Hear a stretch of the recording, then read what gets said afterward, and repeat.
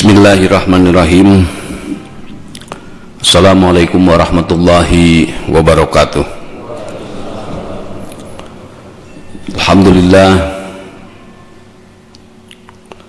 Alhamdulillahilladzi la ilaha illa huwa yuhyi wa yumiit. Walhamdulillahilladzi ja'ala al-laila wan nahara khilfatan liman arada yadzakkara aw arada syukura. Asyhadu an la ilaha illallah wa asyhadu anna Muhammadan abduhu wa rasuluh. Allahumma salli ala Muhammad wa ala alihi ila yaumin liqa'i. Amma ba'du. Para hadirin sekalian, para bapak-bapak, ibu-ibu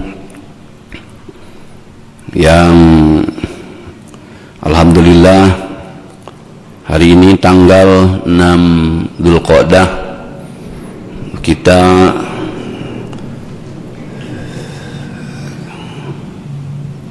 kembali diberi kesempatan oleh Allah. Mudah-mudahan kita bisa mensyukurinya, kita bisa mengelolanya dengan baik. Dan tidak lupa juga saya ucapkan terima kasih kepada seluruh KDKM-an yang ada di daerah-daerah dan kota, ya, tidak kurang alhamdulillah hari ini lebih dari 50 KDKM-an yang mengikuti nobar live. Dan tidak kurang peserta yang terlibat, ya, dari catatan tadi malam itu sudah mencapai angka 8.000 peserta. Mudah-mudahan saja ini akan membawa kebaikan bagi kita semuanya, amin ya robbal alamin. Yang tentu bapak-bapak, ibu-ibu, angka sebesar ini tidak mudah, ya, dikumpulkan pada satu titik, ya. Samping juga tempatnya itu akan memakan banyak dan juga memakan biaya transportasi yang tidak sedikit. Maka berkah, ya, corona, saya bilang berkah saja, ya, berkah corona, akhirnya kita bagaimana di sini mengupayakan tetap, ya, meskipun pada masa wabah dan belum ketemunya vaksin, ya, sampai hari ini bagaimana tetap kita berjalan dengan penuh optimis. Maka alhamdulillah dengan IT ini, ya, kita bisa dapat bersua meskipun lewat udara dengan saya, bapak-bapak ibu sekalian, tetapi mudah-mudahan tidak mengurangi nilai dan makna untuk tadi mencoba memahami bagaimana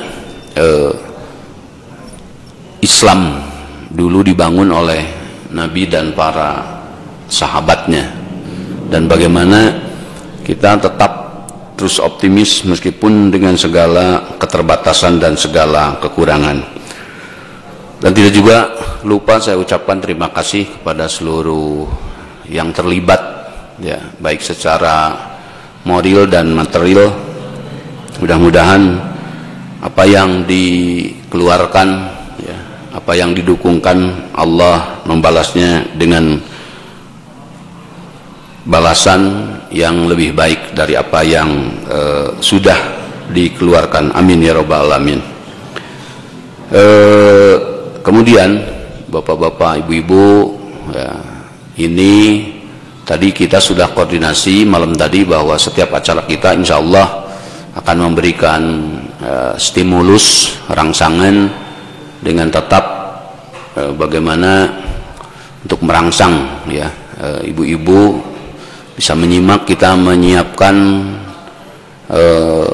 door prize yang nanti ibu-ibu apabila bertanya ataupun bapak-bapak kemudian atau bisa menjawab pertanyaan Maka nanti insya Allah ya, door prize yang dari para sponsor itu sebesar-besarnya untuk ibu-ibu, bapak-bapak sebagai tanda dukungan para pengusaha bahwa betapa penting yang disebut pendidikan ya. Yang ada itu bukan wajib sekolah ya, yang ada itu bukan wajib pesantren, tapi kalimatnya wajib belajar ya. Hanya kita sebagai muslim tentu tidak boleh dibatasi 9 tahun ya. Kita pernah mendengar wajib belajar itu 9 tahun ya. Tapi batasan bagi muslim wajib belajar itu minal mahdi ilal lahdi, dari semenjak lahir sampai nanti masuk ke liang lahat. Jadi tentu kalau begitu tidak boleh dan tidak akan ada orang yang bodoh ya di kemudian hari karena dulu tidak belajar. Tidak apa-apa. Ibu-ibu dulu tidak pernah pesantren, bapak-bapak juga sama, tidak sekolah, habis biayanya tidak punya ya, terbatas waktu itu misalkan, tetapi tidak ada alasan untuk tetap tidak belajar dari mulai hari. Karena ingat, ibu-ibu, bapak-bapak, banyak dari mereka yang belajar dan mempelajari ya Alkitab yang dibawa oleh Nabi Muhammad sallallahu alaihi wasallam dari mulai usia 40, karena nabinya pun ya, catat, karena nabinya pun belajar dari mulai 40. Maka surat yang pertama turun itu Iqra. Iqra itu suruh belajar ya. Itu ini supaya nanti dapat semangatnya ya gitu. Jadi waktunya adalah sepanjang hayat, sepanjang hidup belajar itu.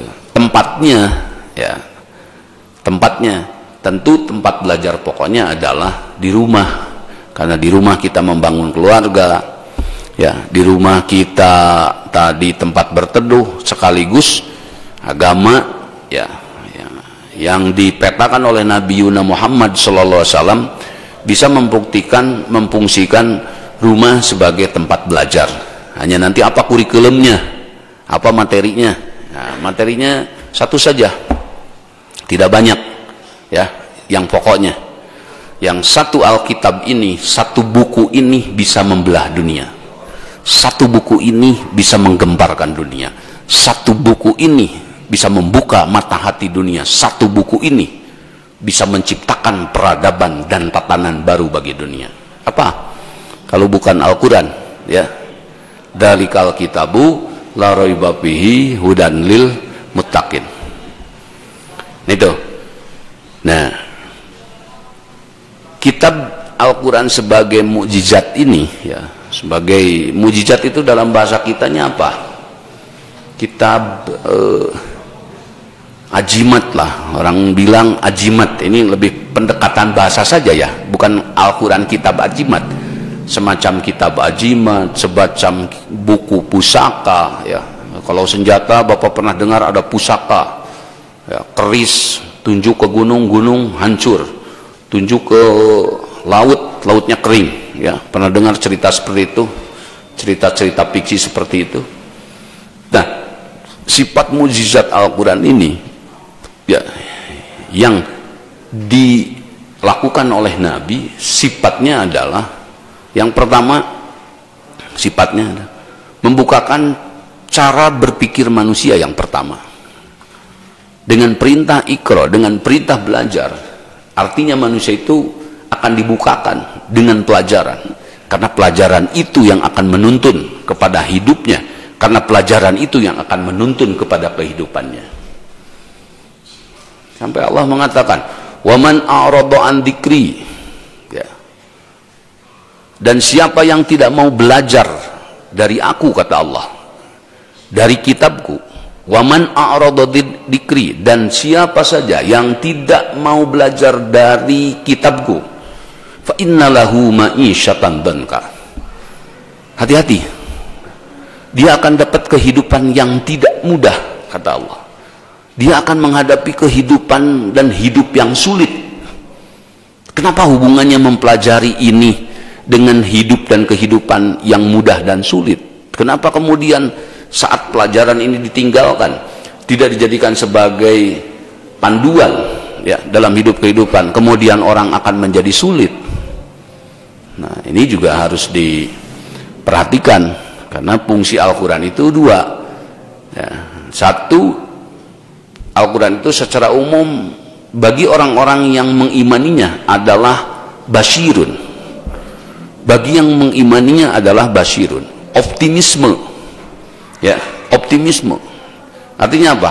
Kalau hidup dibangun dengan optimisme, dengan keyakinan bahwa satu hari kita akan menjadi orang yang luhur, terhormat, bermartabat, mulia ya. Bukankah menciptakan hari depan ya, menuju hari depan, bukankah itu adalah sama dengan optimisme? Lalu bagaimana kalau kita menatap hari depan, besok misalkan, hari depan dari hari ini, pekan depan dari pekan ini, bulan depan dari bulan ini, tahun depan, kemudian kita tidak menatap dan tidak meyakini sesuatu bahwa pada tahun itu kita akan memetik buahnya. Sama dengan orang yang menanam. Kalau umur alba 5 tahun kemudian ditanam hari ini, sekarang tahun 41, maka ditambah 5 tahun itu 1446, dia akan menunggu tahun tersebut albanya sudah bisa dipanen, pohon albanya sudah bisa dipanen. Ini ngomong masalah optimisme bapak-bapak ya. Tentu kalau mengisi, mengarungi kehidupan, dan kehidupan ini tanpa optimisme ya, tanpa semangat bahwa kita akan meraih pada satu hari, kehidupan ini akan hampa. Salah satu contohnya. Maka kenapa orang yang maju itu selalu berpikir ke depan? Karena jauh biaya ke depan, kebutuhan ke depan lebih besar dari yang kita butuhkan hari ini. Anak-anak muda yang umur di bawah 30 butuh apa sekarang? Gigi masih beres, gigi masih kuat, kan tidak? Lutut masih kuat, ototnya masih kuat. Tetapi tunggu nanti saat sudah masuk 40, 50, 60, kebutuhan itu lebih besar. Gigi sudah mulai rapuh, tulang pun, otot pun. Kalau dulu zaman 30 tahun ke bawah tidak perlu ada uang untuk dibawa ke klinik, ke dokter. Tetapi setelah 60, anak-anak pun yang bapak 30 ke bawah hari ini paling besar umur berapa? Tapi setelah kita umur 50, 60, anak kita mau menikah, butuh biaya.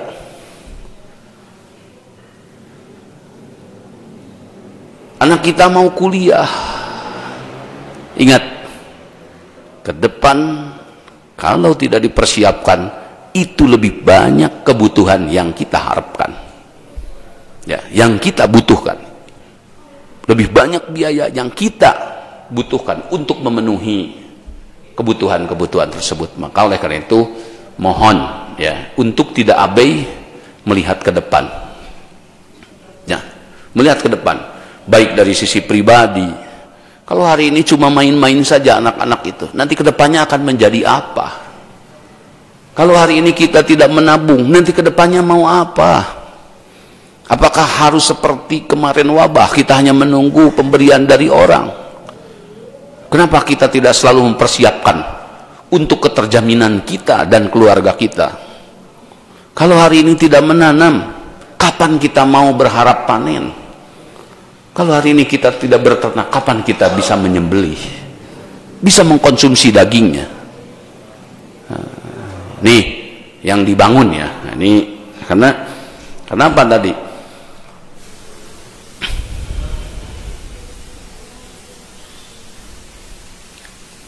Ya, mujizat yang dibangun ini menjadikan orang-orang kecil ya, kitab pusaka ya, mujizat sama dengan kitab pusaka lah. Kitab pusaka yang dibangun oleh Nabi mampu membangun optimisme, semangat yang ada di orang-orang kecil. Kenapa? Karena yang mahalnya bapak-bapak bukan materinya, bukan duitnya, bukan wilayahnya yang mahal itu, bukan luasnya tanah, tetap yang mahal adalah kitanya.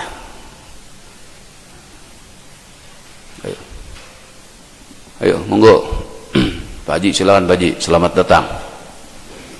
Ya, yang mahal itu apa?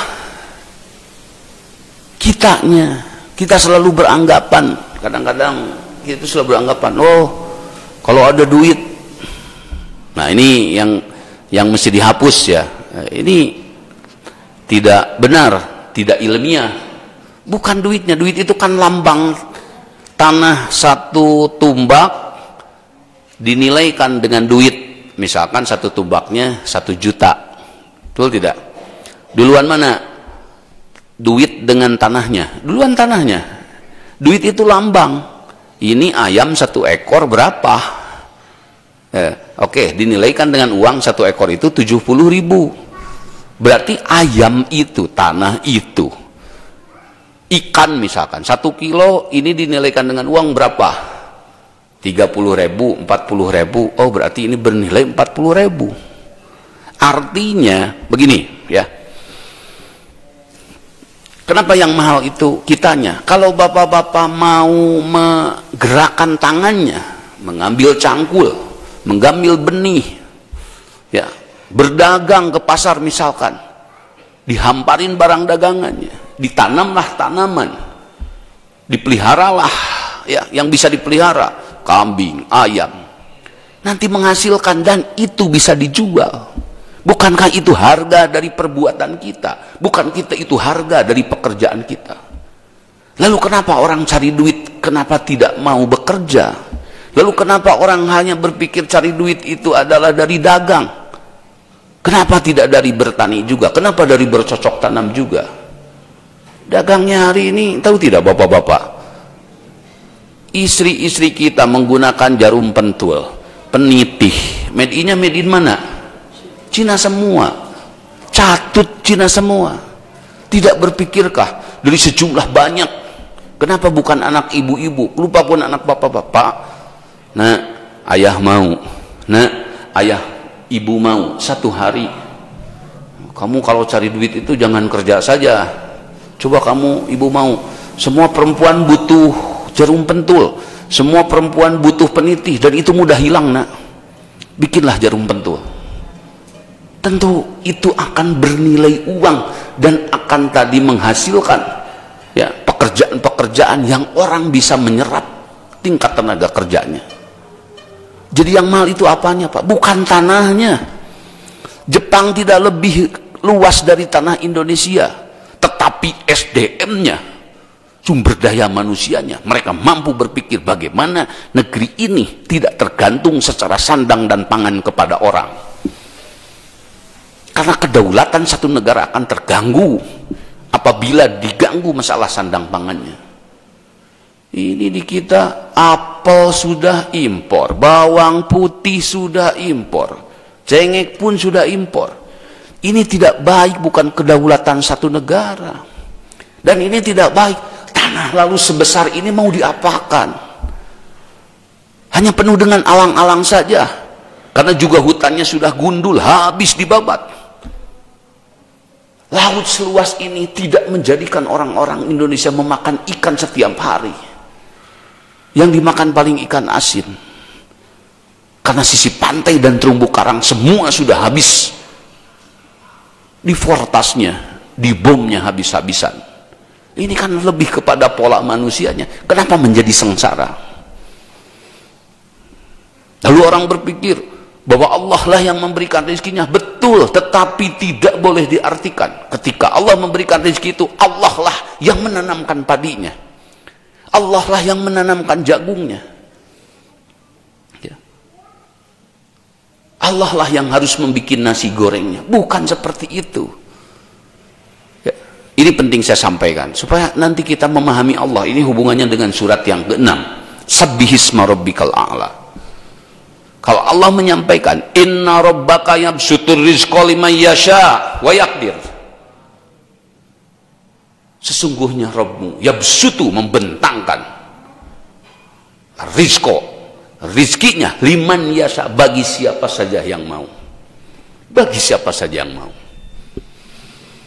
Ya, di mana Allah membentangkannya? Di bumi. Berupa apa? Tumbuhan. Ya, bapak-bapak punya tumbuhan jengkol, pete, itu rezekinya Allah, jadi duit itu. Ya. Apalagi biji-bijiannya. Ya. Apalagi padi-padiannya. Ya.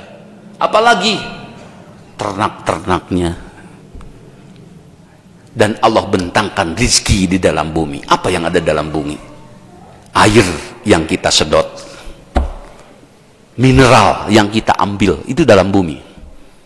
Minyak bensin, solar, itu kita ambil di dalam bumi semuanya. Perak, nikel, emas, seng, semua kita ambil. Biji plastik, semua kita ambil dari dalam bumi. Bagaimana Allah kurangnya membentangkan rezeki? Dari laut, ikan-ikannya, mutiaranya, ya, itu Allah bentangkan semuanya. Ya, tambah lagi dari udara apa? Oksigennya yang kita segap, itu rezeki Allah. Sekarang tambah lagi, apa yang rezeki dari bumi? Bapak-bapak jualan lewat online, kan itu lewat udara.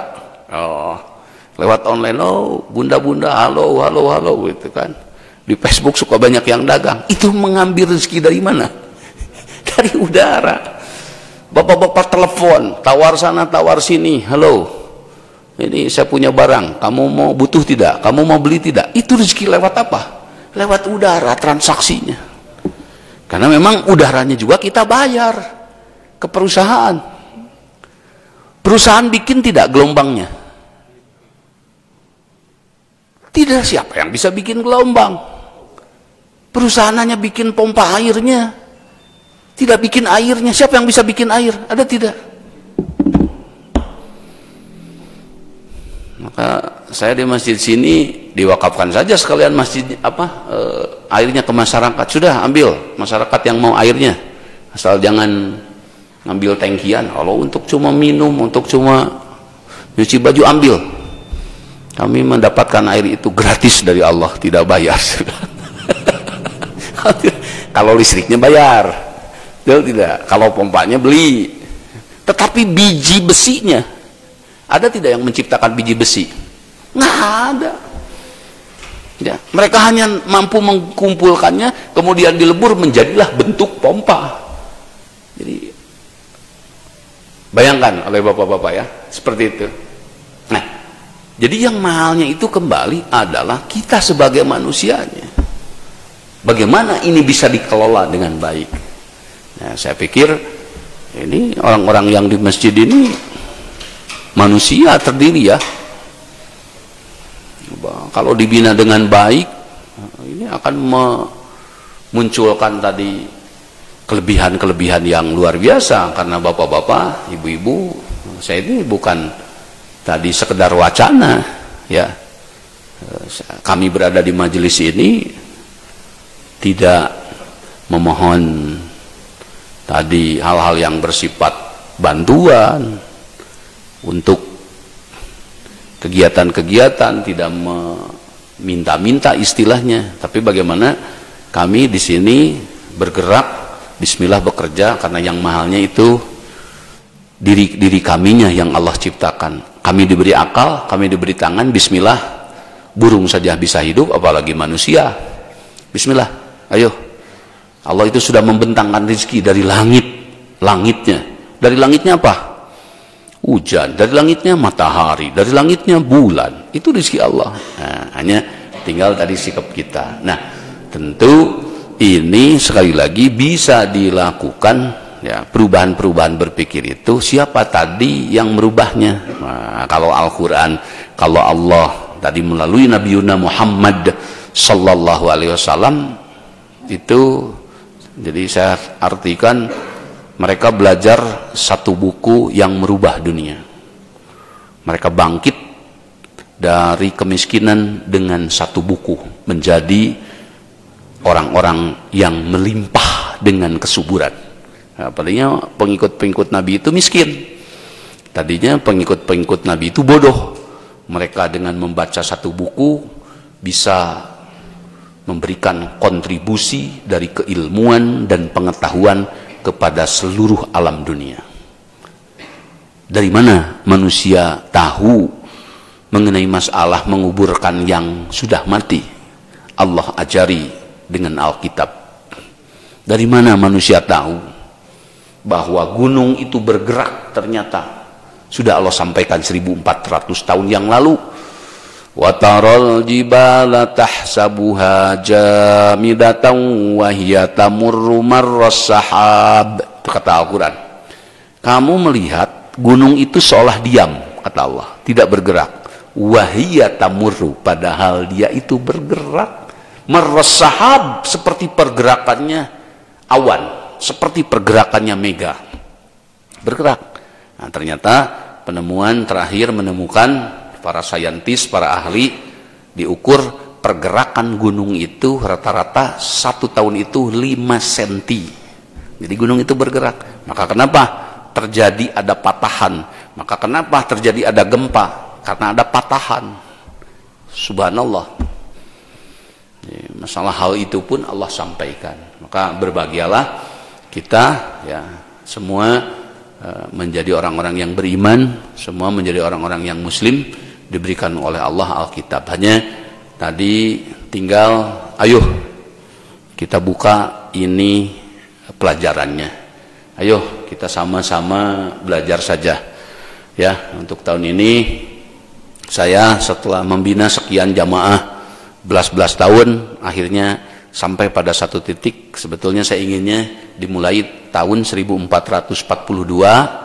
Hanya kemarin dipaksa oleh situasi dan kondisi karena corona itu, ya saya hanya berpikir begini, orang sudah susah cari duit, gersang rohani lagi, ini apa tidak akan bunuh diri? Saya bilang, udah bismillah, jalan saja. Bagaimana caranya jalan? Ya, karena tadi harus memutus mata rantai, ya udahlah, adanya social distancing itu kan di masyarakat. Kalau bapak-bapak sama istri ada social distancing tidak di rumah? Tidak ada kan, artinya steril kan. Jadi ya dalam hitungan masyarakat juga kalau steril, sudahlah bismillah saja. Penting Pak RW, tempat Pak RW di situ tidak ada orang asing dari luar RW tersebut. Kalau selama keukur dari ke RW-nya, selama keukur dari ke RT-nya, atau juga satu kabupaten sudah keukur, bismillah saja. Ternyata hari ini juga demikian, ya.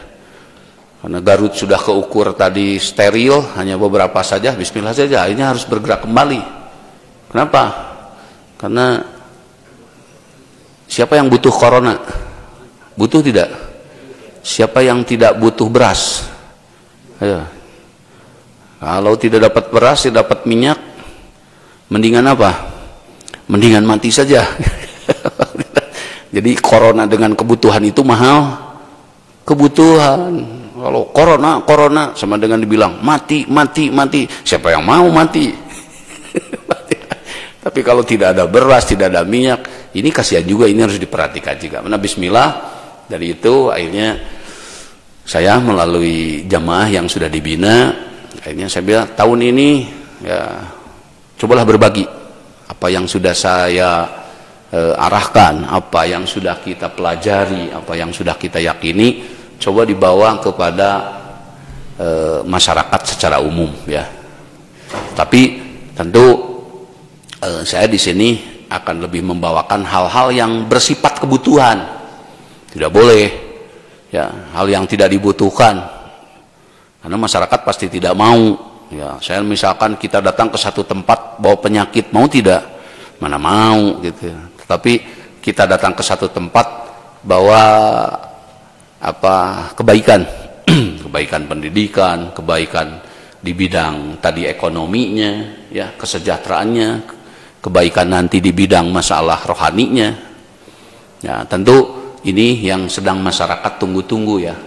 Ya, kadang-kadang kan bapak-bapak juga kita lucu, ya, kalau ngomong kesejahteraan, ya. Bapak-bapak tahu tentu ada Menko Kesra, ya. Menko Kesra, Menteri Koordinator Kesejahteraan Masyarakat, kurang lebih itu artinya, ya. Nah, di kabupaten juga ada Kabag Kesra, kepala bagian kesejahteraan rakyat. Besar itu biayanya, dananya. Tetapi kadang-kadang saya nanya, bapak-bapak, ibu-ibu, tahu tidak siapa sih Kabag Kesranya di tempat bapak-bapak? Pernah nggak ketemu, berjumpa? Ya kalau kan ini banyak, masa bisa ketemu sama 2 juta, 10 juta orang? Ya kan ada televisi. Pernah nggak nongol di televisi nasional, wahai rakyatku, aku itu adalah menteri kesejahteraan kalian. Aku ditugaskan untuk berpikir bagaimana kalian bisa sejahtera, bagaimana kalian bisa meraih itu. Inilah program-programnya. Pernah tidak kita melihat seperti itu? Nah ini kan anggarannya ada kadang-kadang, tapi kerakyatnya juga kapan sampainya ya. Ini bukan kritik, tapi ya kebutuhan saja bapak-bapak, bukan kritik. Saya tidak mengkritik, kebutuhan saja. Namanya ada, tetapi kita rakyat sampai tidak tahu nama menteri. Coba bapak-bapak siapa tahu Menko Kesra hari ini? Ayo Pak Adan, tahu Menko Kesra siapa namanya? Tidak tahu. Nah, ini kan warga Indonesia, Pak. Pak Ito tahu siapa Menko Kesra hari ini? Nah, ini juga ya supaya apa? Ya saya melihatnya negara ini negara kita lah. Ya kekurangan apapun, tapi paling tidak ya harus bisa dibicarakan. Supaya apa? Ya kebutuhan itu kebutuhan. Ya kebutuhan itu kalau tidak terpenuhi, tidak tertutupi, tetap saja nganga. Bapak butuh makan nasi, butuh beras, tidak dapat nasi 1 bulan. Apakah bisa tutup mulut? Tidak. Tidak, terus saja menganga. Begini. Karena ini kebutuhan. Kesejahteraan itu kebutuhan. Pendidikan itu kebutuhan. Kenapa orang berani menjual sawahnya? Kenapa orang berani menjual kebunnya? Karena kebutuhan. Buat anaknya sekolah, buat anaknya pendidikan.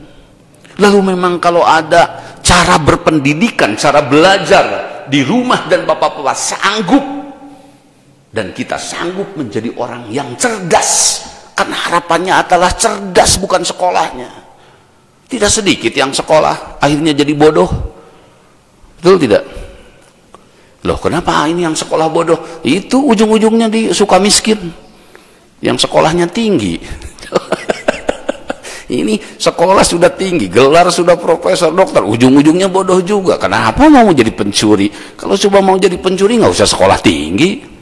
Ya, nah, ini kadang-kadang sekolah itu ke situ ya. Maka oleh karena itu tadi yang ada itu bukan wajib belajar, bukan wajib sekolah. Ini saya tidak melarang. Oh, ibu-ibu kalau begitu kita tidak boleh, tidak melarang. Saya tidak melarang pesantren, tapi ya sekolah sebagai tempat belajar, pesantren sebagai tempat belajar, plus ditambah oleh kita rumah adalah sebagai tempat pokoknya. Kalau sekolah SD berapa tahun? 6 tahun. Kalau 10 tahun bagus tidak? Nah, gurunya kan capek. Ini ngenog terus, anak tidak naik-naik. Paham tidak?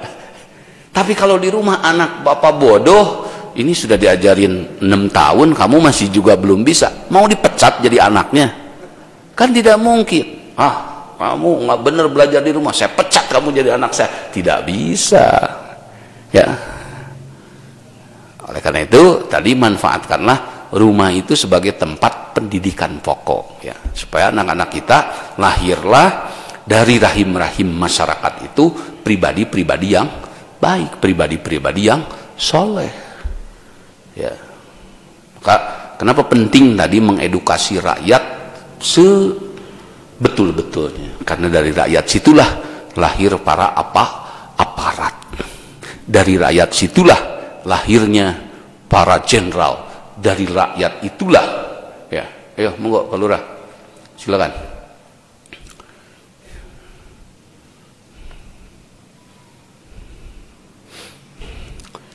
Dari rakyat itulah lahirnya para pengusaha. Dari rakyat itulah lahirnya para pekerja. Kalau dari yang dilahirkan oleh ibu-ibu, dari rahim-rahim ibu, pengusaha, kemudian pengusaha yang punya atensi, pengusaha yang punya tanggung jawab terhadap rakyat dan masyarakatnya, maka dia akan menjadi pengusaha yang baik dan memberikan kebaikan kepada rakyat dan masyarakatnya. Kalau dari rahim ibu-ibu lahir jenderal, dia akan menjadi pemimpin, dia akan menjadi prajurit, menjadi perwira yang membela kepentingan untuk rakyatnya. Kalau dia terlahir sebagai pejabat, dia akan menjadi pejabat yang amanah. Tetapi bagaimana lahir generasi soleh kalau masyarakatnya tidak teredukasi? Jangan harap setelah nanti sekolah, setelah nanti jadi kepala bank, bukan diamanati oleh ayah dan ibunya, bukan diamanati oleh orang tuanya. Nah, tolong, kamu itu memegang jabatan tinggi, berikanlah hakmu kepada rakyat. Kalau kamu berpikir, kalau kamu bertanya, Bu, untuk sayanya mana? Kenapa saya mesti ngurus rakyat terus? Nah, berimanlah kamu bahwa hidup bukan hanya melimpah materi, tetapi melimpahlah dengan martabat, tetapi melimpahlah dengan kehormatan. Tidak apa-apa, nak, menggunakan mobil yang biasa daripada menggunakan mobil yang mewah, sama saja. Kamu paling juga mobil mewah tidur, tidak kerasa mobilnya, mereknya tidak keinget, ya. Tetap saja pakai mobil angkot, pakai mobil sendiri, kalau sudah ngantuk lupa mobil apa yang sedang kita tumpangi. Tapi paling tidak kamu membawa keluhuran dan kehormatan. Itu yang mamah mau. Coba kalau mamahnya tidak diajari, nak, kenapa tetangga sebelah mobilnya sudah Venturer, kamu masih Avanza? Pasti begitu ngomongnya, ya. Nah, kenapa ini yang sebelah tanahnya sudah banyak sekian, kamu masih begitu saja? Ya. Padahal pekerjaannya dia sebagai pejabat, gajinya berapa? Coba kalau itu diingatkan oleh orang tuanya dan dilatih oleh orang tuanya, bahwa semahal-mahalnya hidup bukan pada materinya. Kenapa? Sudah ketangkap ke KPK mah, tidak ada yang baplang kumisnya. Walau anna likulli nafsin dolamat mapil ardi, kalaulah setiap manusia yang berbuat kejahatan kemudian dia kena tangkap dan dia memiliki seluruh isi bumi ini, maka dia menginginkan, bagaimana saya tidak dihukum, pokoknya saya bayar, ini harta saya, ini kekayaan saya, asal saya jangan dihukum. Bukankah seperti itu? Sabbihisma surat Al-A'la, surat yang ke-6 dari tertib nuzulnya surat, ya. Hanya tadi bapak-bapak saya mengusulkan, ya, mengusulkan saja bagaimana kalau cara mempelajarinya itu, lanjut, ya, kalau cara mempelajarinya itu dari tertib nuzul surat, ya. Kan yang ada Quran itu bukan tidak boleh, tidak boleh ini kalau dari Al-Fatihah, Al-Baqarah, bukan tidak boleh, ya, tidak ada yang melarang untuk mempelajari dari Al-Fatihah, Al-Baqarah. Hanya mungkin bapak-bapak tahu Al-Baqarah saja berapa ayat, berapa juz. Satu surat Al-Baqarah itu 2,5 juz. Kalau mau dihafalkan, waduh, baru juga 4 lembar keburu bosen. Kalau ini 2,5 juz. Mau belajar terjemahnya, waduh, ya, di surat Al-Baqarah itu ujug-ujug ada perintah waqatilul musyrikina, perintah perang. Loh, ini ujug-ujug perintah perang. Ini siapa musuhnya, siapa yang harus dibunuh, gitu kan. Paham tidak? Tapi kalau belajarnya dari Al-Alaq, ya, kan cuma berapa Al-Alaq, berapa ayat? 19 ayat. Jadi bapak-bapak keburu hafal, ibu-ibu kalau mau menghafal, misalkan kalau 2 pekan saja 1 ayat, jangan banyak-banyak, semampunya kita. Ini siapapun, karena tadi pada zaman Nabi yang menghafal itu, yang belajar itu semua tingkatan. Nah, ini perlu dicatat, ya, perlu dicatat semua tingkatan mereka belajar. Masuk al ayat tertib nuzul surat, karena surat sudah sampai surat ke-6 dan sudah surat sampai ke Al-A'raf dan sudah sampai ke surat 50 saja belum ada perintah berperang. Yang ada itu dibangun manusia itu dari sisi pendidikannya. Bagaimana setiap orang harus memiliki pendidikan, mencapai pendidikan yang layak. Karena penting pendidikan itu. Apa yang membedakan seseorang 60 tahun ini sudah mampu kebeli ini belum mampu kebeli ini? Apa yang membedakan? Ini sudah bisa ini sudah belum bisa ini. Itu yang membedakan kan pendidikannya, bapak-bapak. Betul tidak? Tubuh saja ini bisa dilatih. Kenapa saudara-saudara kita yang dari militer duduknya lebih tegap? Kenapa kalau sipil semuanya begini, moyongkod? Karena memang tidak dilatih. Tanyakan sama mereka, Pak, kenapa duduk itu bisa lurus terus? Kalau istilah kitanya cangkel, Pak ya. Kalau bapak seperti mereka, cangkel kuat, akhirnya bongkok deh. Kelihatannya kan tidak bagus. Tulang itu kan kalau begini tertumpu di sini, tapi kalau lurus semua beban itu kebagian. Jadi lebih kuat duduk lama. Ternyata mereka dilatih selama 100 hari lebih, bawa pasir, bawa batu bata. Kenapa? Karena nanti tentara bawa senjata. Masa bawa senjata mau begini? Kan musuh tidak takut kalau begitu. Tapi kalau badannya tegap, ya matanya tadi sorotnya kuat, ya, oh ternyata manusia itu bahan secara tubuh ya. Nah, tidak, bapak-bapak sering melihat orang yang pukul bata 10, wah berat. Ada yang pukulnya tadi pakai kikir kok tulang daging kenapa bisa membelahkan? Ternyata bahan ya, manusia ini bisa dilatih ya. Dan Allah juga menyampaikan fa'alhamaha fujuraha wa taqwaha, dan kami inspirasikan, kami ilhamkan kepada setiap orang fujuraha, untuk berbuat jahat. Ada bibit berbuat jahatnya di sini. Kita ada bibit jahatnya. Wa taqwaha, dan bibit berbuat baiknya. Jadi jangan dianggap orang-orang yang soleh ke masjid itu tidak nafsu lihat perempuan itu. Memangnya malaikat? Kalau malaikat tentu tidak nafsu, tetapi kalau manusia ada nafsunya. Tetapi kata Allah, qad aflaha man zakkaha. Berbahagia orang yang bisa membersihkan tadi hawa jahatnya diganti dengan hawa yang baik. Ya, artinya kita itu bisa dijadikan apapun. Kita bisa dijadikan jahat, kita bisa dijadikan baik, tetapi kebutuhan dasar kitanya, mau tidak kita punya anak jahat, mau kita menjadi penjahat, tidak, kebutuhan dasarnya adalah kita menjadi orang baik. Sejalur dengan keinginan nggak ada orang yang mau jadi jahat.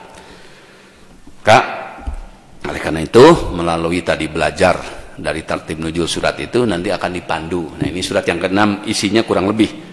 A'udzubillahi minasyaitonirrajim. Bismillahirrahmanirrahim. Ya. Surat Al-A'la. Ibu-ibu, bapak-bapak boleh membukanya. Sabbihisma rabbikal a'la alladzi khalaqa fasawwa. Ya, 2 ayat saja dulu.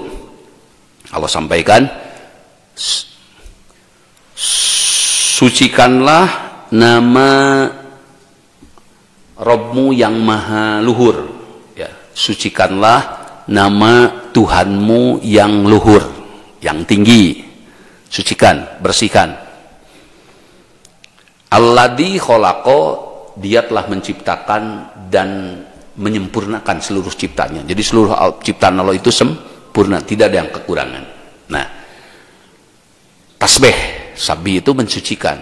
Kalau bapak-bapak punya nama baik, orang tua dihinakan oleh teman-teman, oleh siapa, bapak-bapak punya kekuatan untuk mensomasi, untuk menggugatnya, karena seseorang telah mencemarkan nama baik. Betul tidak? Oh, ini persoalan sekarang hari ini ya, itu ada penghinaan kepada pimpinan negara, itu kan bisa disomasi, bisa dituntut secara hukum. Betul tidak? Kalau bapak-bapak kemudian punya ayah atau bapak-bapak sendiri dihinakan nama baiknya, bapak-bapak bisa mengaju ke pengadilan. Artinya betapa penting kalau nama baik itu sudah diinjak-injak. Nah, rela tidak? Ibu-ibu, bapak-bapak diinjak nama baiknya, siapa rela? Nah, oke.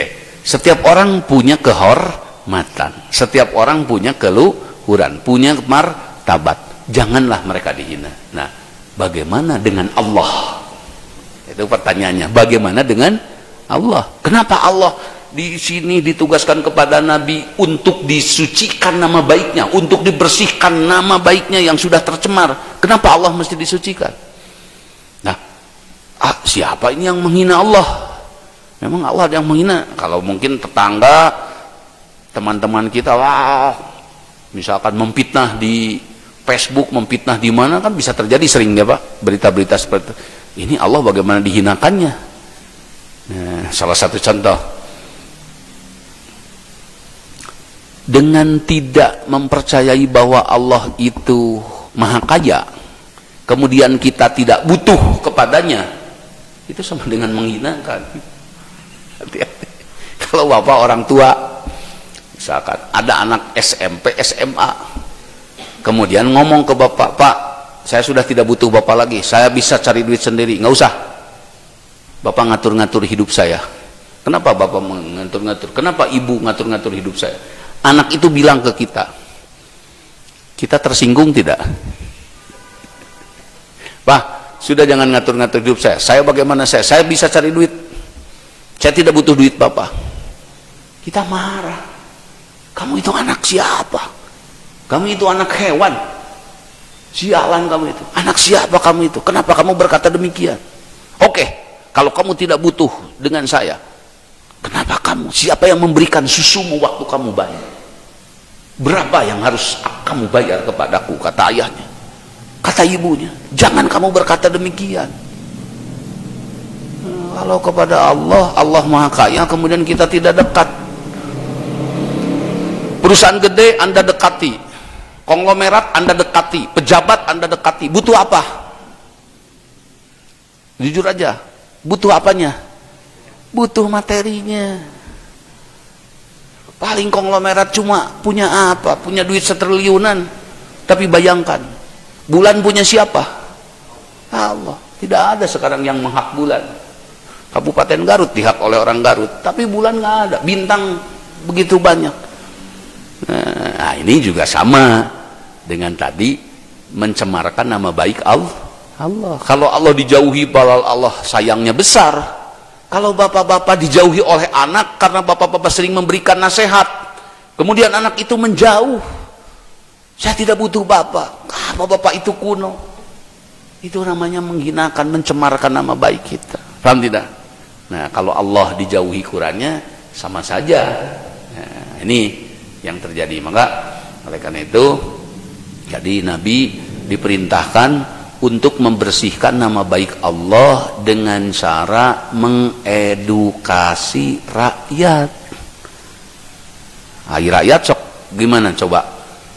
Pas giliran anaknya meninggal nangis, ya Allah kenapa aku itu sholat meskipun belang betong, sok asup keneh ke masjidna hari anak-anak kafir itu dipaehan.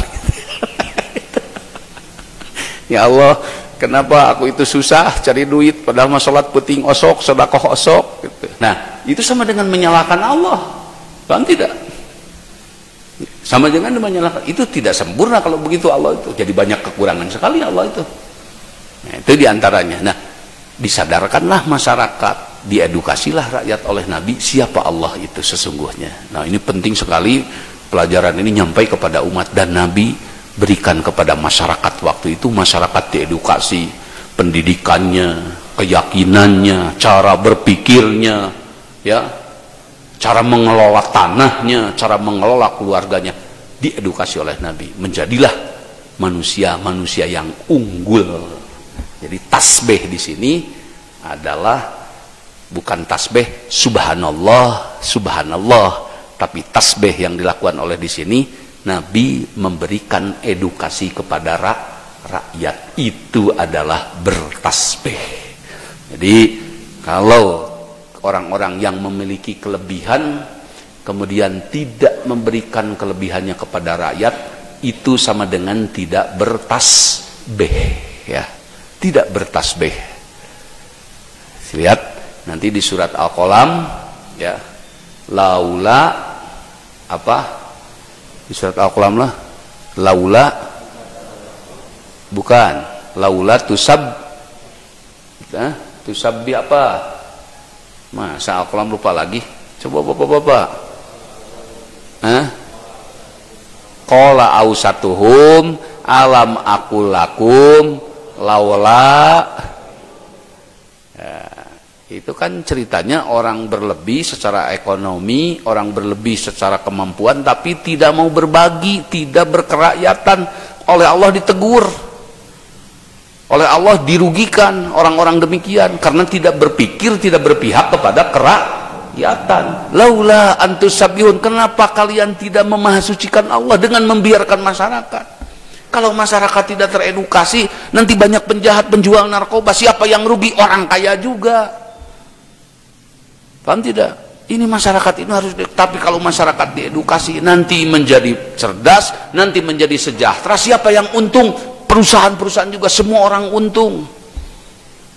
Karena masyarakatnya sejahtera, daya belinya naik nanti.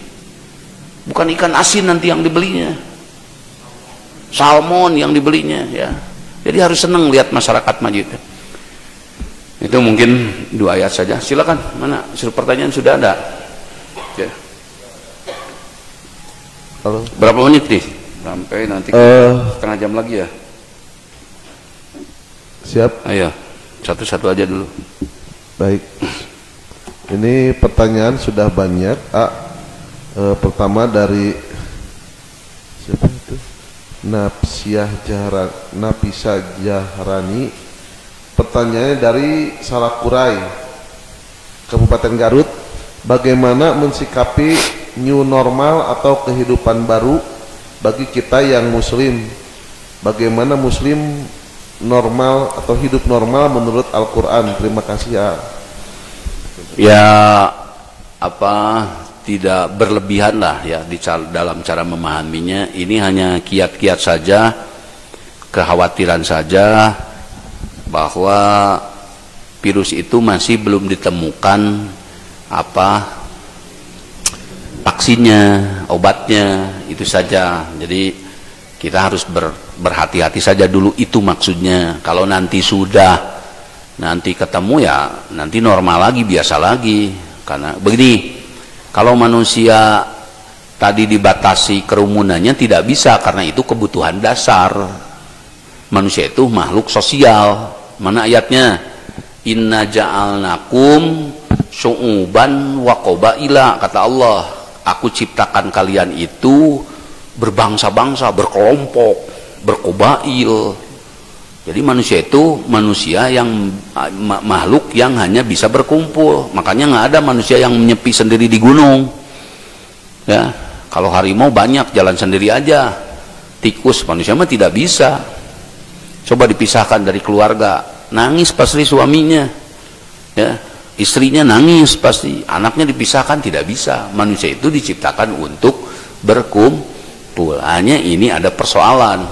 Jadi ibu-ibu yang tadi nanya harus yakin tidak akan selamanya begini, biasa-biasa saja. Tapi kalau sudah di rumah tidak ada kebiasaan yang baru, tidak.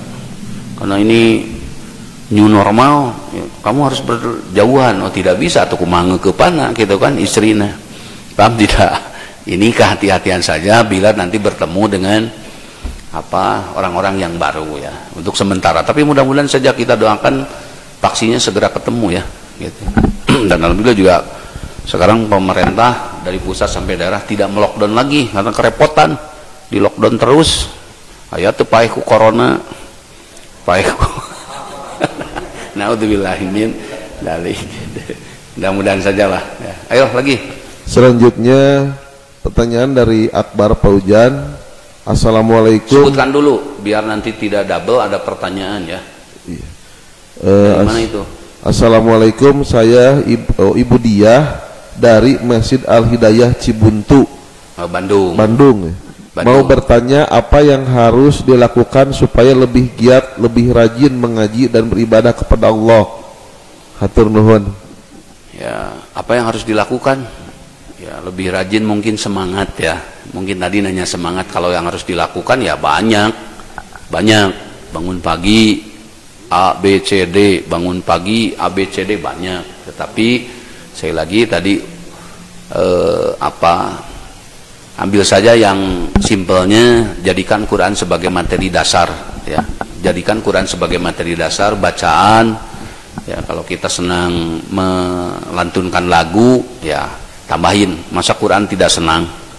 Ya, masa Quran tidak senang? Karena Quran juga hari ini ibu-ibu lebih dimudahkan, bapak-bapak belajar dari siapa saja. Kalau bapak mau belajar dari Imam Masjidil Haram pun sudah bisa. Kalau dulu zaman Pak Wawan, Pak Amin tidak bisa. Kita hanya belajar ke Pak Jai.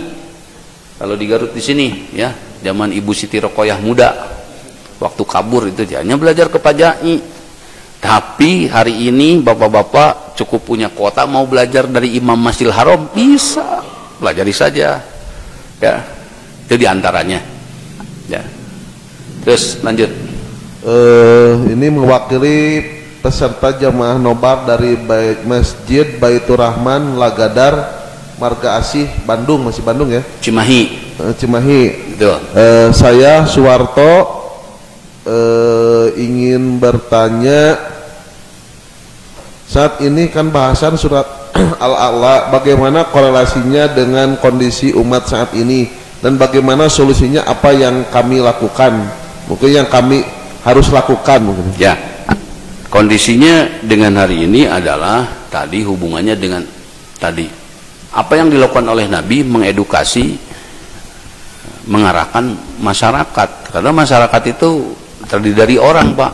Kalau orang itu bagaimana cara berpikirnya dulu, ya. Salahnya tindakan akibat salahnya perbuatan, pikiran. Salahnya pikiran akibat salahnya bacaan. Jadi kita hanya bertindak, berbuat apa yang ada pada pikiran kita, tidak, betul tidak?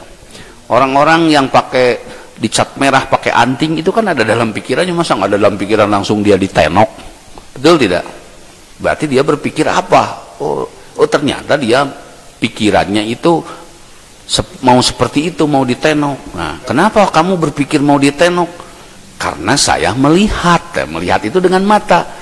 Artis-artis orang-orang India, lelaki pakai anting. Nah, akhirnya saya berpikir, kalau saya pakai anting, wah ini pantas nih, pasti perempuan pada mau, kan mikirnya begitu. Nah, itu kan dari pikiran. Jadi jangan dulu disalahkan, dikoreksi perbuatannya. Kita koreksi dulu, ini apa yang ada di pikirannya. Contoh, pikiran umum rakyat, susah mana menanam dengan memetik. Coba bapak-bapak nanti pulang ke rumah, ibu-ibu pulang ke rumah, saya juga tanyakan nanti di situ oleh panitia, ada door prize, tanyakan kepada mereka, susah mana menanam dengan memetik, memanen. Karena kalau kurang berpikir, pasti rakyat itu menjawabnya apa? Susah menanam. Padahal prakteknya susah memetik. Pohon kelapa menanamnya berapa kali? 1 kali, 100 kali? 1 kali. Menanamnya ke atas, ke bawah? Ke bawah 1 kali. Oke? Jongkok, nanam pohon kelapa. Nanti sudah tinggi 7 meter, 12 meter, memetiknya berapa pekan sekali? 3 pekan sekali mereka memetik kelapa.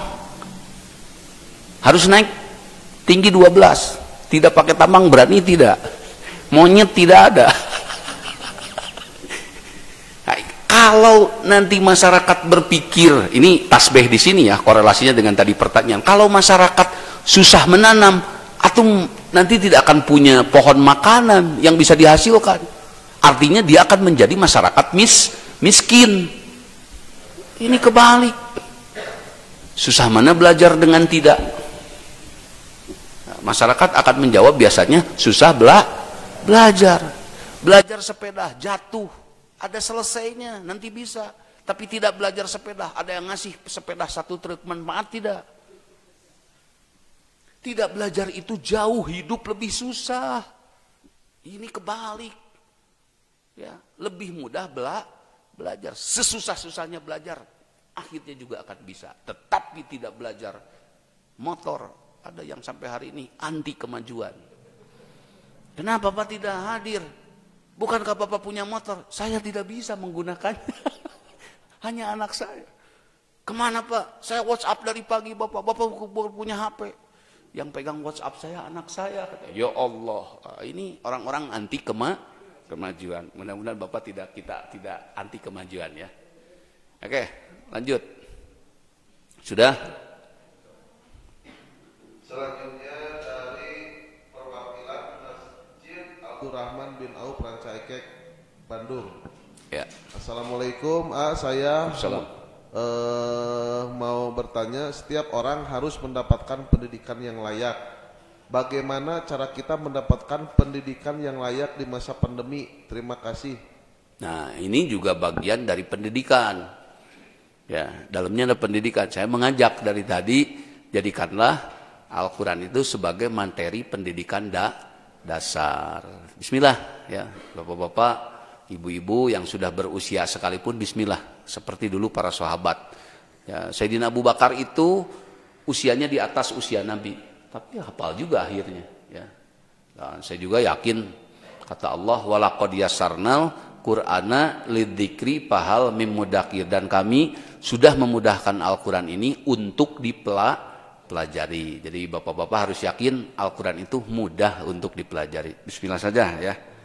Gitu. Nah, itu pendidikan yang layak. Selebihnya pendidikan-pendidikan yang bersifat tadi kebidangan, misalkan di peternakan, di apa, itu kan hanya temporary saja, tidak selamanya. Pendidikan tadi belajar sepeda, pendidikan tadi belajar mobil, tidak selamanya. Kalau sudah bisa ya sudah berhenti. Ya, tetapi pendidikan mengenai hidup dan kehidupan harus terus tetap kita gali. Supaya apa? Supaya hidup semakin hari itu semakin optimis, semakin cerah. Sampai ajal menjemput pun kita masih tersenyum. Ya, karena pengaruh daripada pengetahuan. Sudah. Ya, sudah waktunya saya harus kembali.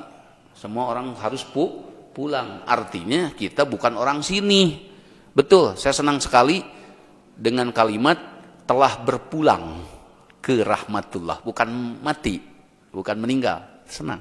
Telah berpulang. Karena kita memang bukan orang sini. Akhirnya kita harus pulang. Ya. Ada persoalan apa dengan pulang? Bapak-bapak selesai ini mau kemana? Pulang. Kalau nanti bapak betah di sini, nanti bapak dianggap tidak sehat. Oh, saya betah di sini, lampunya banyak, bagus. Nah, ini tidak sehat. Sama ibu-ibu betah di dunia tidak betah. Kalau betah tidak mau pulang kan tidak sehat. Jadi kalau sudah waktunya pulang ya pulang. Bismillah. Tetapi pulangnya kita membawa kebaikan. Naudzubillah kalau pulang tidak membawa itu. Siapa?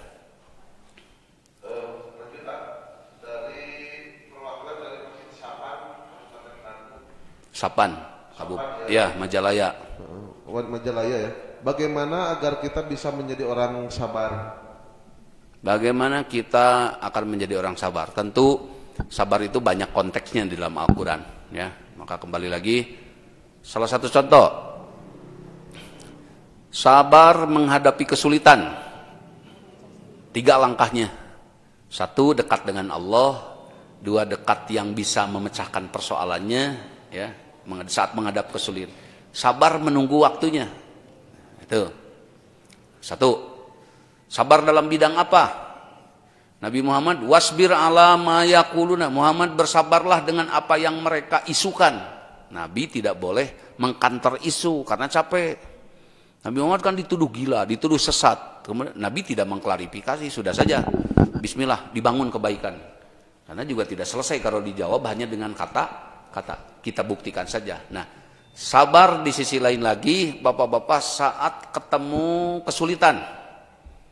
Nah, saat ketemu kesulitan di dalam ekonomi? Sabar jangan sampai melakukan hal-hal yang diharamkan oleh Allah. 1, ya, karena sulit ekonomi saya menjadi pencuri lah, itu tidak sabar. Kesulitan ekonomi, sabar, saya akan tetap jualan atau jual tenaga, saya cari pekerjaan, ya, saya menanam, bismillah. Sabar orang setelah menanam alba, berapa tahun sabarnya? 5 tahun. Karena alba kalau ditebang pada umur 2 tahun, belum besar, belum bisa digunakan. Nah, jadi sabar itu bervariasi ya. Oh, ini dari mana nih? Ini masjid mana nih, Den? Enggak, belum itu. Diturun. Oke. Ya. Selanjutnya dilanjut tak? Ya sudah. Selanjutnya dari Masjid Baitul Sopiah Bumi Asri Bandung. Bumi Asri Bandung ya. Bu Najwa, pertanyaannya bagaimana cara mengajak anak dan suami untuk mengerjakan sholat berjamaah? Nah, caranya banyak Bu, caranya banyak ya. Ibu-ibu bisa dengan menggunakan lirih, kalau ibu-ibu itu bisa tadi dengan diolo ya. Ayo Pak, nanti kalau Bapak sering ke masjid, aku buatkan bubur kacang ya. Kesenangannya apa? Caranya banyak, pokoknya lah begini. Ibu harus sayang, ibu itu diamanati suami, diamanati anak. Nah, ini pelajaran baru buat ibu-ibu. Loh Kak, saya diamanati suami ya, kita kan saling dititipi. Suami dititipi ibu-ibu, ya, ibu-ibu dititipi suami, sama saja. Ya, kalau ibu-ibu kurang ngurusnya kurang baik, nanti suami bisa pergi. Atau juga sebaliknya. Ya, bapak-bapak kalau tidak ngurusnya baik, ini istri bisa pergi.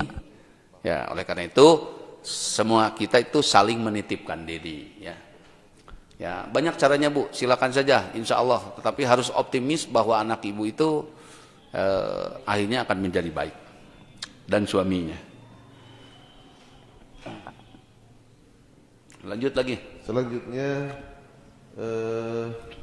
Pertanyaan mewakili dari masjid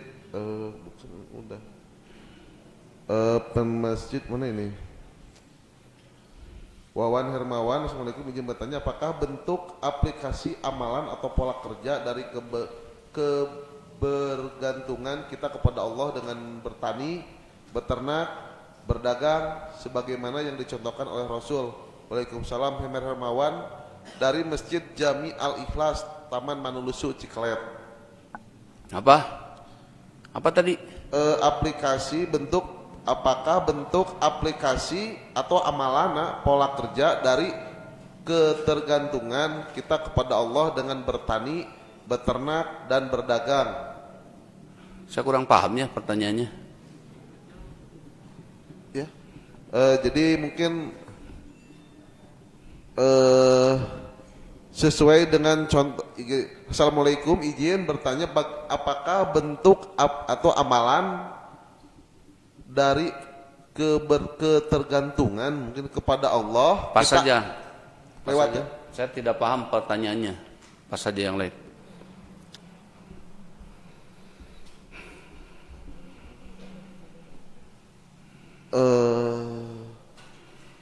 Udah.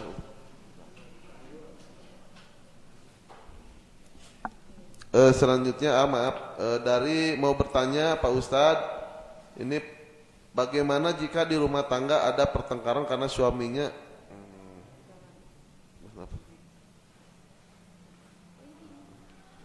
maaf. Assalamualaikum, saya Rina dari Jamaah Ranca Ekek.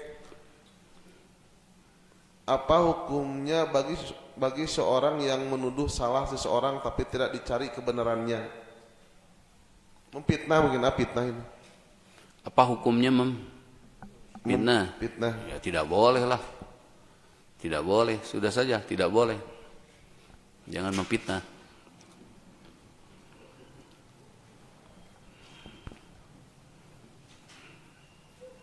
Ada tidak pertanyaan yang menyangkut Mas? Ada. Coba. Selanjutnya dari Masjid Baitul Sopiah, Masjid Baitul Sopiah, nggak apa-apa ya? Ya. Bagaimana cara mengarahkan anak agar anak menjadi penurut dari ibu pupu? Caranya banyak ya. Agar anak menurut tidak pada satu cara. Ya. Bisa tadi diolo, bisa tadi dengan ibu-ibu juga sewaktu harus tegas, bapak-bapak, banyak anak-anak. Tapi yang sebesar-besarnya adalah harus didasari. Ini kadang-kadang kalau ngurus anak ingin soleh itu orang tua cepat emosi, bisa tidak melepaskan emosi. Maksud emosi di sini ngambek, bukan ngambek. Ngambek boleh, tapi jangan emosi. Emosi itu hal-hal yang bersifat perasaan. Kalau yang bersifat perasaan nanti tidak bertanggung jawab. pegang pukulan, dipukulnya sampai anak patah, tidak sedikit anak yang meninggal. Nah ini kan pakai emosi, tapi kalau pakai akal, anak ini perlu saya pukul misalkan, kalau perlu. Tapi kan kalau pakai akal pukulnya masa harus sampai berdarah, masa harus sampai patah tulang, akal yang dijalankan. Boleh ngambek, tapi jangan emosi. Nah ini kadang-kadang ibu-ibu biasanya, bapak-bapak, anak itu main pukul saja, padahal sebetulnya dipukul itu nanti paling puncak kalau bisa nanti diajak berkata-kata, ya, dinasehati dengan lirih, gunakanlah ya cara-cara yang lebih semut gitu. Tetapi kalau sekali waktu juga harus tadi dengan tegas, keras, bismillah, tetapi harus pakai akal. Karena pukulan hanya boleh disampaikan ke anak, tidak melukai kulit dan daging, ya, pukulan itu, dan tidak boleh mematahkan tulang. Tapi kalau hanya pukulan untuk pret, nah, untuk begitu saja, silakan. Itu agama mengarahkan seperti itu, ya. Ya. Peserta dari Cigadog, Garut, apakah hidup bermalas-malasan termasuk menghinakan Allah, dan apakah bisnis itu bakat atau bisa dilatih? Atur nuhun. Nah, ya apa begini? Sebetulnya bisa ya, bisa tidak menghinakan gitu. Tapi persoalannya kembali kita harus objektif. Ini orang yang malas ini sudah tahu belum? Sudah ada yang edukasi belum? Jadi kadang-kadang ada satu kesalahan yang kita tidak bisa panis, kita tidak bisa hukum salah. Contoh, anak kecil sedang belajar bicara. Suruh kita bilang kerupuk, pasti bilangnya apa? Pupuk, ya. Salah tidak kerupuk dibilang pupuk? Salah, tetapi ponisnya tidak salah karena ini sedang belajar, ya. Nah, begitu juga ini orang malas-malas ini karena apa? Oh, ternyata tidak yang ngajari. Di rumah ayahnya tidur, mamahnya tidur, semua tukang malas. Tidak ada satupun yang membangunkan mereka. Ya, tetangganya pun tidak ada yang mengingatkannya. Ini kan kasihan. Padahal kalau ada yang mengingatkan mungkin seperti hari ini saja. Saya coba minta dari yang 8.000 itu. Nanti diskusikan di ibu-ibu dan di bapak-bapak para tokoh sekalian. Tanyakan kepada rakyat, susah mana belajar dengan tidak belajar. Kalau tadi tidak saya ungkapkan, pasti jawabannya susah belajar. Pantesan orang-orang jadi bodoh semua. Karena menganggap belajar itu susah, padahal tidak belajar minta ampun sampai hari mati pun susahnya tetap melekat. Soal yang kedua, susah mana menanam dengan memetik? Pasti jawabannya itu susah menanam. Pantesan tidak punya pohon, habis semua. Karena sesuatu pekerjaan yang mudah dianggap menjadi susah. Nah ini bentuk-bentuk yang harus kita ingatkan, ya. Jadi mudah-mudahan saja kemalasan yang ada di masyarakat itu karena ketidaktahuan, bukan karena pembangkangan. Mana malas yang jahat itu? Sengaja membangkang kepada Allah. Yang ada di masyarakat itu, yang ada di kita itu rata-rata umumnya kemalasan karena kebodohan. Mudah-mudahan kebodohannya terungkap, tersingkap, datanglah pengertiannya, datanglah pemahamannya. Ya. Selanjutnya ini dari jamaah tarbiyah mana itu? Assalamualaikum, saya Seti dari jamaah tarbiyah di Ceng Munir. Maaf, saya mau bertanya. Alhamdulillah begitu mendukung agar masyarakat mempunyai usaha. Tidak sedikit juga masyarakat ingin usaha, tapi kebanyakan menghadapi kendala, salah satunya minim pengetahuan tentang usaha. Nah. Apakah di jamaah tarbiyah sendiri suka ada pelatihan untuk para pengusaha agar usahanya lebih baik lagi dan berkedepan mampu berbagi, memperdayakan masyarakat? Hatur nuhun. Alhamdulillah di jamaah sudah ada pembinaan para pengusaha, baik kecil ataupun besar, ya. Karena juga tadi faktor ketidaktahuan secara umum, bapak-bapak, ibu-ibu, ini setelah saya hitung-hitung di statistik dari beberapa yang rugi itu ternyata kebanyakan ya punten-punten semua ini awalnya dari hitungan. pinjem aja, tidak bisa ngitung kekuatan membayarnya berapa. Nah, ini kelemahan yang ada. Tetapi juga dia tidak ada yang mengedukasi, tadi tidak ada yang mengarahkan. Nah, akhirnya di sini dibentuklah pembinaan-pembinaan bagi para pengusaha bagaimana cara berhitung, dan juga minta ya bahwa kemampuan menghitung, ya, ilmu menghitung dasar itu harus kita miliki setiap orang. Ya, saya juga minta di sini, kebetulan ada Pak Lurah, ya, ada tokoh-tokoh masukkan di masjid program di masyarakat, program menghitung. Karena kalau kita tanya saja, misalkan saya 6 kali 6, ada yang berhenti. Loh, ini bagaimana dia dagang nih kalau 6 kali 6 tidak tahu 36. Yang tidak tahu persentase. Ini yang kejadiannya. Ini kan kasihan. Jadi saya mau di masjid-masjid itu Pak Ustadz, para tokoh, coba masjid itu menjadi sentral 3. Satu, dia sebagai tempat ibadah, ya. Ibadahnya apa? Berjamaah saja sudah. Ya, yang bisa sekali, 2 kali bagus, bisa 5 kali super. 1 saja sudah bagus. Baru juga seminggu sekali tidak apa-apa. Bismillah, yang penting maju semua. Ya, 1 sebagai tempat ibadah. 2 sebagai tempat tadi pendidikan, edukasi. Bagaimana rakyat itu, masyarakat yang khususnya suka masuk ke masjid itu diedukasi dengan baik, karena semua akan berawal di situ. Ya. Yang ketiga, kesejahteraan. Sudah saja itu. Ya. Ibadah, pendidikan, sejahtera. Bagaimana juga jadi nanti yang ngisi di masjid itu bukan hanya Pak Ustadz, Pak Haji Asep kalau bisa.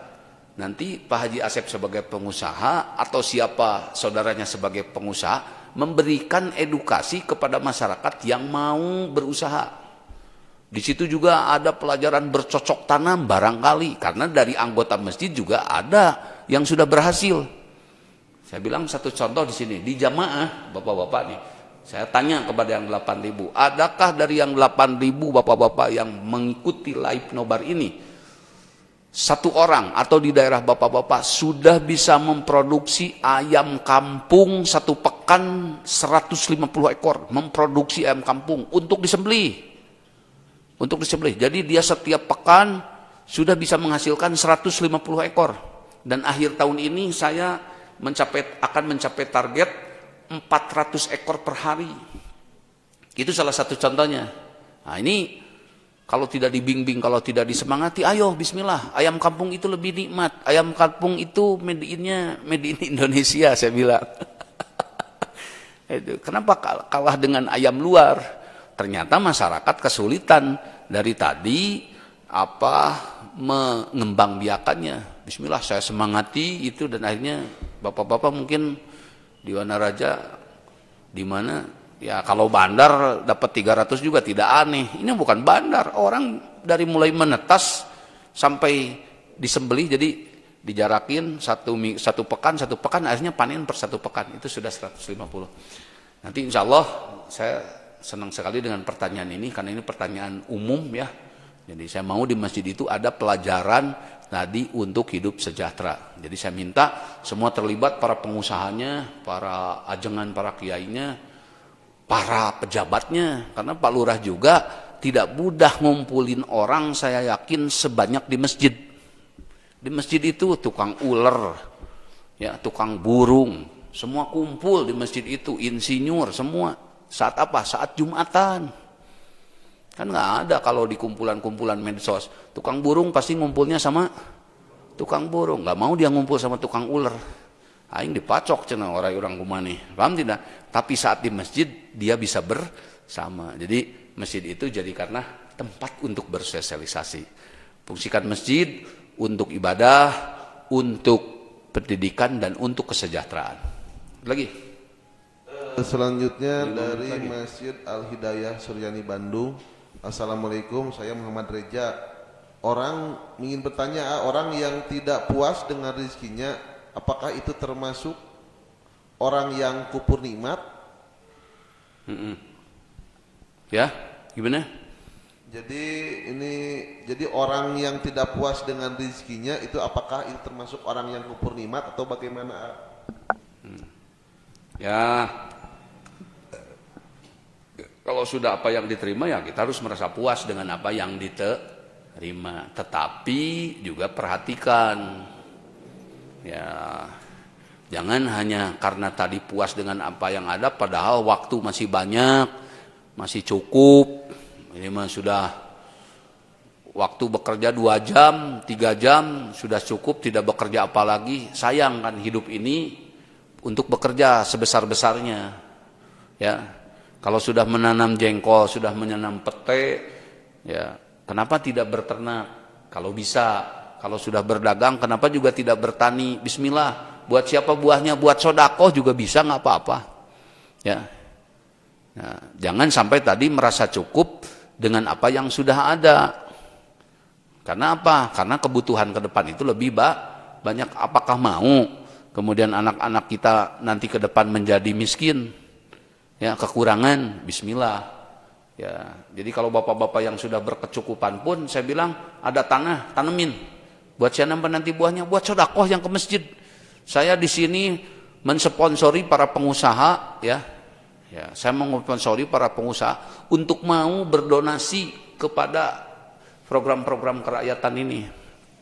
Karena saya di sini mencoba, ini setelah 12 tahun jamaah dibina, saya masuk kepada program kerakyatan. Ya, dan saya di sini mencoba tidak boleh membahas perbedaan.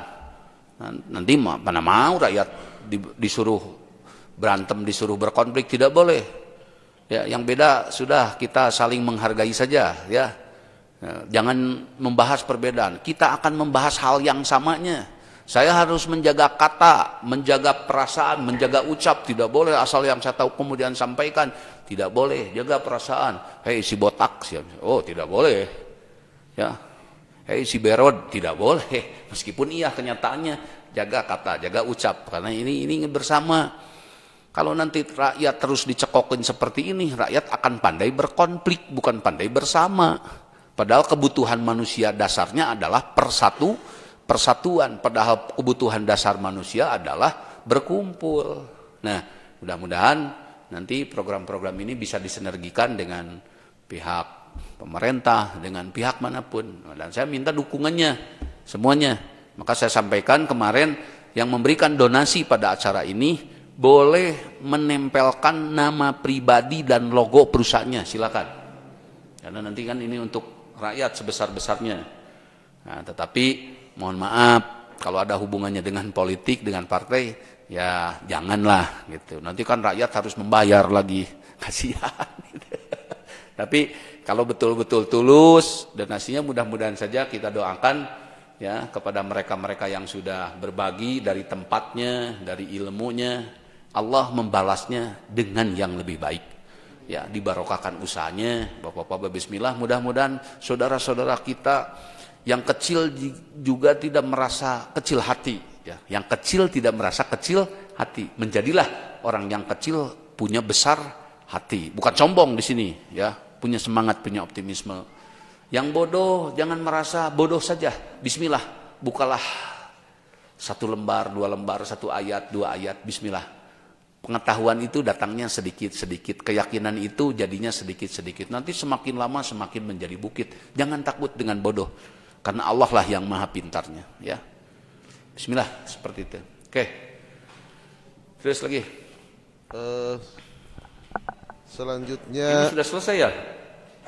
Ini ada pertanyaan pas tadi Jung, tapi belum ada yang mau bertanya, ini masih dicari penanyanya. Atau saya mau ketemu saja sama satu lewat Jung dari Masjid Al Jihad. Saya mau bincang-bincang sama Masjid Al Jihad. Tolong ininya. Ya. Hah?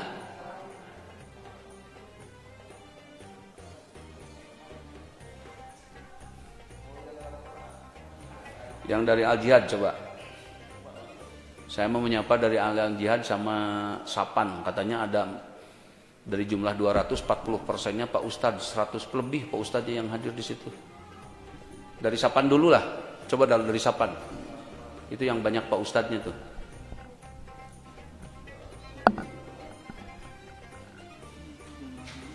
Sapan Jamaah Majalaya. Itu katanya ada Pak Ustadz. Utang ya yang mengelolanya, sama Ustadz Asep di situ.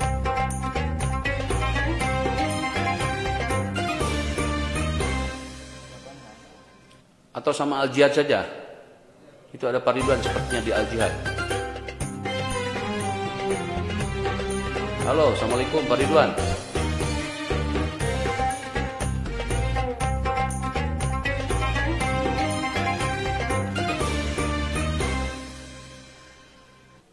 Ini sudah cukup ya? Ada ini.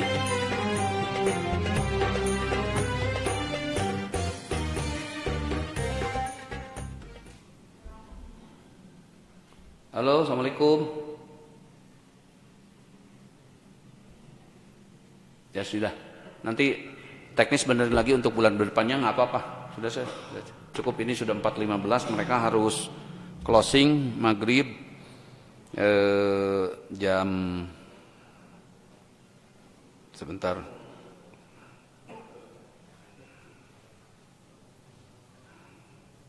Maghrib hanya tinggal 28 menit lagi.